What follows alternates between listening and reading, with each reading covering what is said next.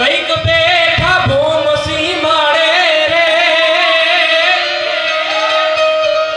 કઈક બેઠા ભોમસી માળે રે, અરે ના ઉના ઉના લોય મેરે રે, અને ઓલી સરહદે કોઈ વાત ક્યાં સુણે, બલિદાન દેવાના તો બેટડા જીવે રે,